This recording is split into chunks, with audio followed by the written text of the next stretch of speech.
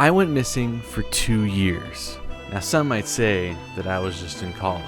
But let's be real, I found Falcom. I found trails.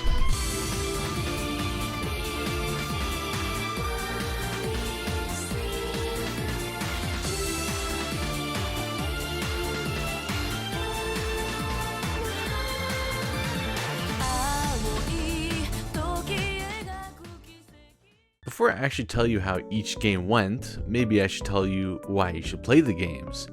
And a fair warning before we get into that they are long as shit. Like, it took me around 9 months to catch up. 9 months.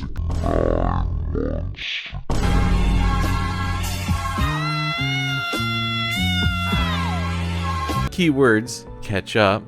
The series isn't over, so neither will your commitment be. This is just like the One Piece of JRPGs, except a lot more fishing. So if I put you on, it's not my fault. But I didn't answer the question on why should you spend time in this game? Is it perfect? Flawless? No. There's a good amount of flaws for sure, but it's worth it.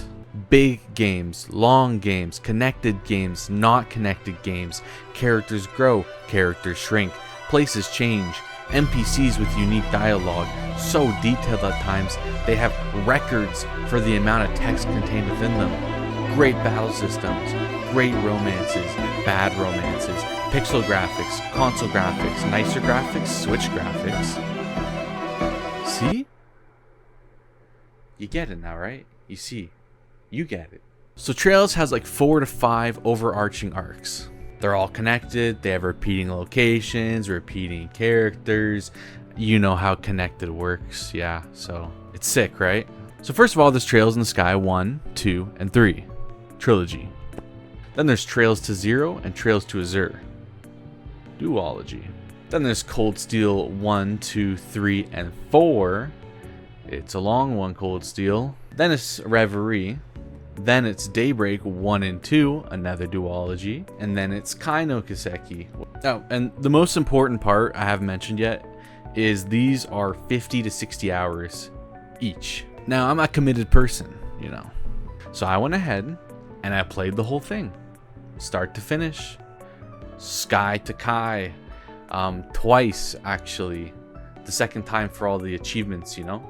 Real gamer stuff over here. Yeah, my grades took a hit for sure because of that. Yeah. So just give the series a try. You can typically find the first game, Sky First, for pretty cheap. It's an older game now. Or if you wait, the remake's going to be out in like a week or 2 from today when this is getting uploaded. You can play the remake and then play the old game for the second because they're back to back. Or you can just play the old ones because I think the old ones are great. They're awesome games. I love the first Sky trilogy, but that's for later. Alright, so here's the part where I'm going to talk about my experience with the games. So it's going to be full of spoilers. If you played the games before, free to stay along. It's going to be weird. I'm going to talk about all the stuff that happened in the games. And if you never played them before, you can stay along or run along, you know? Spoilers. Trails in the Sky. Everyone remembers their first. The only thing I knew going into this is that A, it's long, and B, it's only a prologue. So I went in not really expecting much of it. But man, those isometric graphics, those got me. I love PSP era stuff. And the combat system was basic, but it was fun. And the soundtrack was 10 out of 10 S tier. Like, it's really good.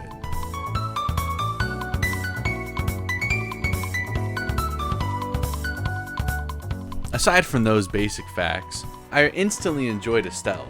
I really liked the whole journey she was being set up for. The whole beginning of the game, first half of the game, it kind of reminded me of Pokemon Diamond, which I used to play when I was younger. Just like a feel-good journey, you know? We go along and we meet Agate, the goat, and Tita, the goat, and Olivier, the goat, and Claudia. I mean, it's all right. Like, yeah, don't kill me for that one. The way the whole game was just about them two bonding, then for it to get ripped apart right in front of my face at the very end of the game is something so sinister. This was my first taste of Falcom cliffhangers, and damn, I hate them for it. Most evil son of bitches I'll ever know is whoever at Falcom decided to make cliffhangers a staple of the series. You is f***ed up. Looking right at you. It's f***ed up. Anyways, clearly it worked. As from this point on, I went on to buy the whole series back to back. So congrats Falcom, you got me, and like $500. I put Sky FC in A tier. And the same day that the credits rolled for FC, I started SC. Trails in the Sky second chapter is essentially just a continuation of the first game. This is also where my least favorite trope of Trails kicks in. So I'm sorry fans if you don't agree with me, but the whole spending 50% of the first half of every game backtracking everywhere kind of gets old. So please, hopefully they change it for Kai too, because I don't like that trope. But yeah. Anyways, aside from all the backtracking, SC was again a good battle system, an S tier soundtrack, same comforting graphics, and overall just similar vibes. SC was just a solid game. My only negative might be how damn hard the ending was. I watched my friend play SC right after me, and I think he almost started to cry during that part. Like, it's tough. Thankfully, this is also the last time the series showed any difficulty whatsoever on normal mode. It got much easier from here on out. But yeah, I really loved Estelle and Joshua's story. Maybe wasn't a huge fan of Joshua Edge mode.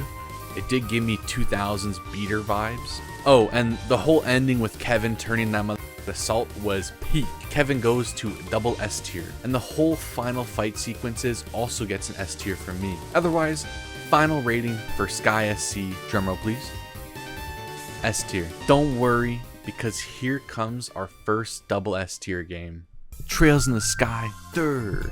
90% of it is reused assets. We go through the same zones as Sky FC and SC, but this time we are a level 100 max build, max dungeon crawling master. This game is for those who enjoy the combat, those who want to have a huge cast of heroes to choose from, the true dungeon crawler.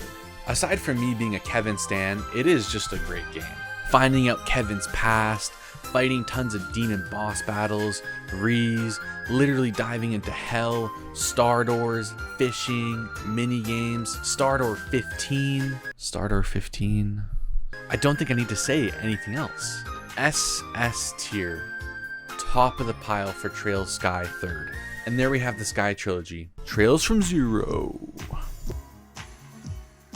Now, if this were my second playthrough, it would be highly rated. But I'm basing this off my first playthrough, and I was facing a little bit of burnout. I just didn't vibe with it that much. The location was great.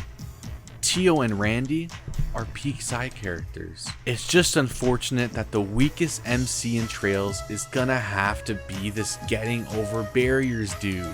I'm sorry everyone, it just felt like more of the same, and Lloyd kinda sucks. I know people love the Crossbell arc, so this is probably a hot take, but Trails from Zero, it's a B tier from me. Thankfully they recovered a bit with Trails to Azure. I'd be lying if I called Trails to Azure a B tier game. The best feature was added this game, Pom Pom Party. This shit slaps. I spent so much time playing Pom Pom Party here. Maybe not as much as Reverie, but still a lot.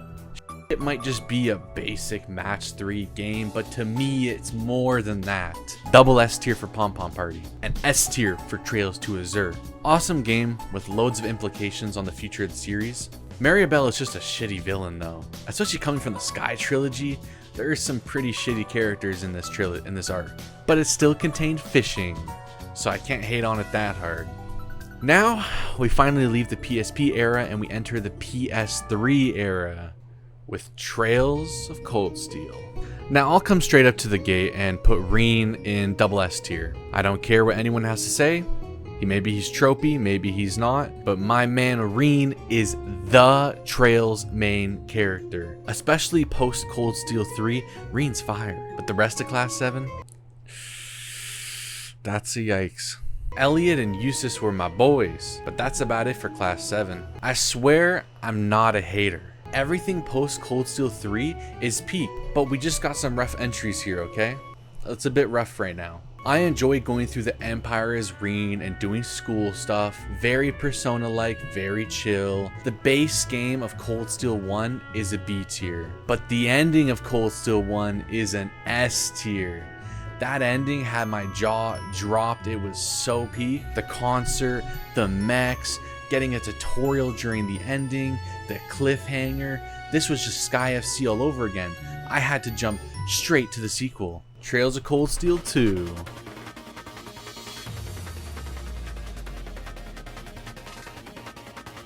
Now I'm gonna come straight out of the gate and I'm gonna say it, okay? Just like I said it before, I'll say it again. Trails of Cold Steel 2 is the worst Trails game ever made. C tier. I'm sorry. I'm so sorry. But man, everything is just wrong with this game. Everything is wrong. Class 7 barely gets any meaningful character developments compared to previous party members. It's very Sunday morning cartoon-like, maybe even Mickey Mouse Clubhouse-like. Like, why is a group of high school students the only saving grace for the whole empire? Where's the army? Why are they all in the West? Ah, yes. Let's have the kids save the east side of the country. Ah, it's too tropey for me. I can't do it. The mech battles are dope, but they get old and stale. The dungeons were pretty damn bad, and the game itself was just way too easy. So I'm sorry, Trails fans, but Cold Steel 2 was just not it. Because next we have Cold Steel 3. Well, well, well. Now we have one of my favorite games, Cold Steel 3. Reen is now Teach. Old Class 7 is replaced with this much improved new Class 7. Character bloat is definitely still a problem, but it's hidden for most of the game.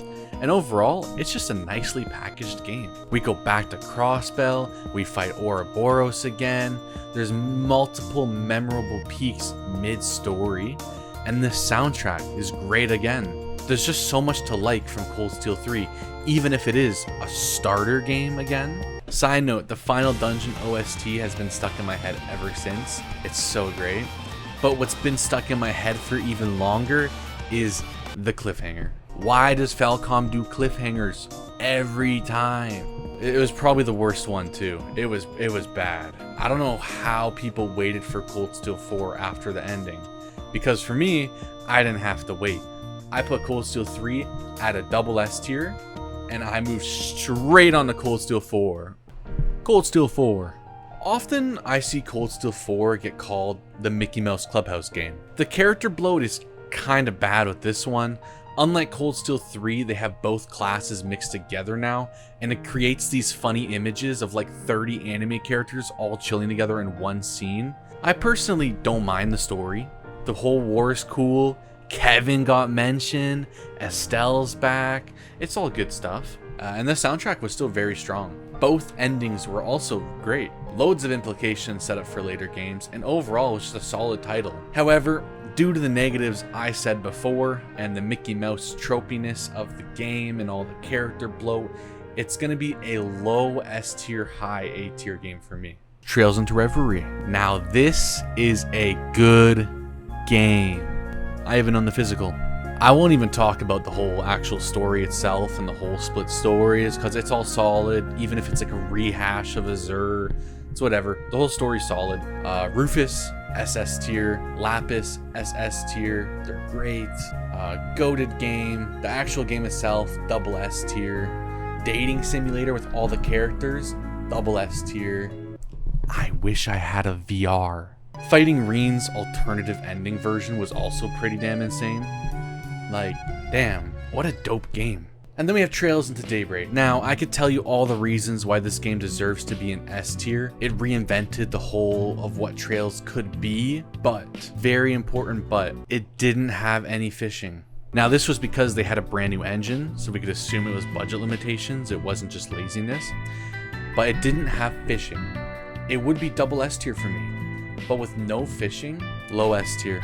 No fish, no happy. Daybreak 2, alright. Now this game had fishing, so that immediately puts it higher. Does it? See, DAYBREAK 2 added fishing. Now I know the community dislikes this game. I know it has its flaws. I know Act 3 is a complete shit show. But damn, you know what? It's still an enjoyable game. It has fishing. I enjoyed the island stuff, the character pool, Ren still playing her dividends, the story, even if it's slightly filler, and the loads of boss battles within the game. Even if you hated this game, you can't tell me the final boss fight was the best in the series. The dude literally breaks your turn-based system and it turns into hack and slash. So cool. I can't think of any other JRPG that's done that before. So DAYBREAK 2, even though it's controversial, gets a solid A tier for me. It would be B tier if it weren't for the fishing though. Oh, and finally, we have KISEKI. Now obviously KISEKI isn't out in English yet. I did already beat it using the English fan patch. Just for the character pool alone, I'll have to give KISEKI at least an S tier. Having Reen return with Altina, who's the GOAT, and Kevin, who's the GOAT, is quite the move. Clearly Falcom wanted Kai to sell pretty well because Reen is just pure stonks at this point. Now, I'm not gonna lie, I'm starting to get a bit burnt out from Van. So having 50% of the story be Van, while Kevin, Reen, and Rufus have to share the other half, does kind of suck, but it is what it is. Now the ending is in its own brand new tier that I'm gonna make just for this of SSS, triple S tier. The ending puts all other Trails endings to shame. It's the ending of all endings, cliffhanger of all cliffhangers. It mashes together the endings of Sky FC, Cold Steel 1, Cold Steel 3, and anything else you could think of. Just 2 hours of pure cinema. It's so good. The whole journey was worth it for just those 2 hours. And for that reason, my final rating on KISEKI is low double S tier. Just because the end credits had me tearing up, okay? I did tear up a little bit near the end. And there we have it.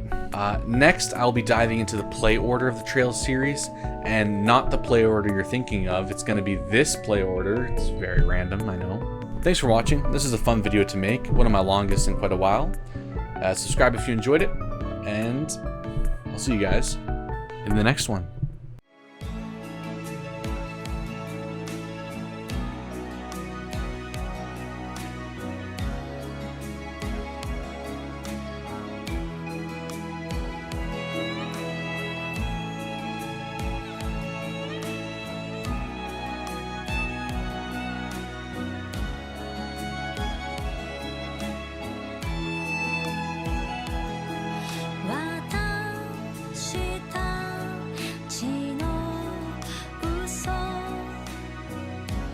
一つ一つ紐解いていけば渡した血の罪最後の時星に帰る